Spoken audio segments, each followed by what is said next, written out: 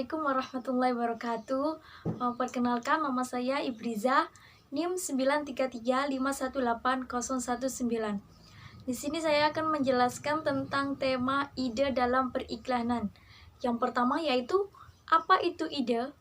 Jadi, ide menurut KBBI adalah rancangan yang tersusun di dalam pikiran, gagasan, atau cita-cita. Ide itu bisa datang dari mana saja, mulai bangun tidur, di kamar mandi, di jalan, di kampus, di kantor, di pasar, pokoknya di semua tempat. Ketika istirahat, bahkan mimpi pun bisa menjadi ide. Ide itu seperti ilham yang tak mengenal batas. Salah satu sumber ide adalah imajinasi, kekuatan dari dalam diri kita yang memperbolehkan kita untuk mengalami apa yang telah kita alami, apa yang akan kita alami, dan apa yang tidak akan kita alami. Menurut saya, ide-ide itu akan lebih mudah datang ketika berada dalam suasana senang dibandingkan sedang sedih atau marah. Jadi, intinya ide itu merupakan apa yang ada dalam pikiran diri kita sendiri pada saat kita mencari suatu solusi. Saya Marita Zola Permatasari. Di sini saya akan melanjutkan penjelasan dari teman saya mengenai proses brainstorming. Kegiatan brainstorming pertama kali dikembangkan oleh Alex Osborne pada tahun 1963 di New York. Brainstorming adalah suatu situasi di mana sekelompok orang berkumpul untuk menggeneralisasikan ide-ide baru seputar area spesifik yang menarik. Brainstorming merupakan alternatif upaya pengembangan kemampuan berpikir kreatif dan merupakan cara cerdas untuk menggeneralisasikan ide-ide baru ataupun ide-ide yang kreatif. Kegiatan brainstorming dapat dilakukan baik di dalam kelas, kelompok kecil, atau perorangan.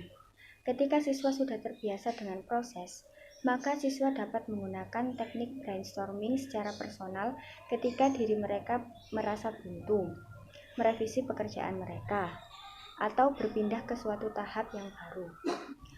Guru berperan sebagai fasilitator pada kegiatan brainstorming. Guru berusaha untuk menciptakan situasi yang kondusif, bukan untuk mengendalikan proses brainstorming.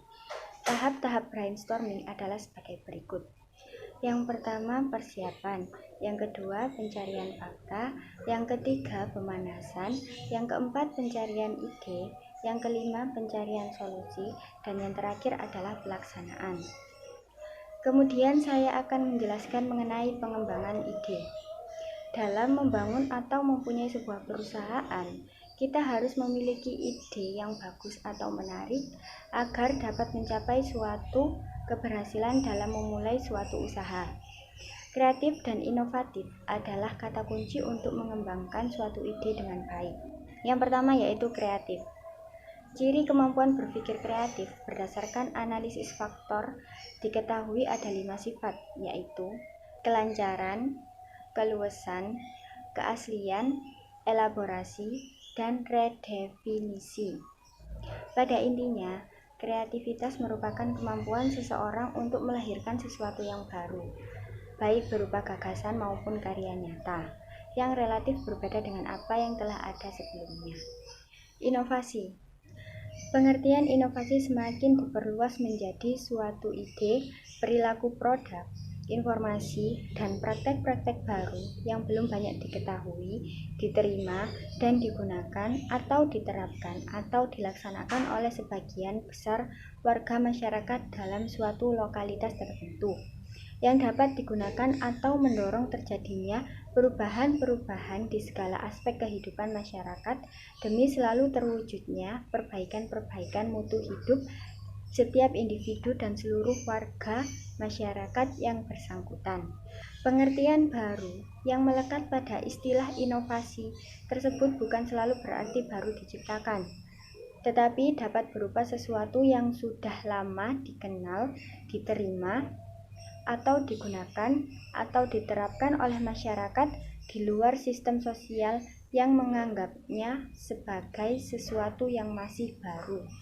Inti dari setiap upaya pembangunan yang disampaikan melalui kegiatan penyuluhan pada dasarnya ditujukan untuk tercapainya perubahan-perubahan perilaku masyarakat demi terwujudnya perbaikan mutu hidup yang mencakup banyak aspek, baik ekonomi, sosial budaya, ideologi, politik, maupun pertahanan dan keamanan. Karena itu, pesan-pesan pembangunan yang disuluhkan haruslah mampu mendorong atau mengakibatkan terjadinya perubahan-perubahan yang memiliki sifat pembaharuan atau yang biasa disebut dengan istilah innovativeness. Terima kasih, berikut adalah penjelasan dari kelompok kami. Kurang lebihnya kami mohon maaf yang sebesar-besarnya. Assalamualaikum warahmatullahi wabarakatuh.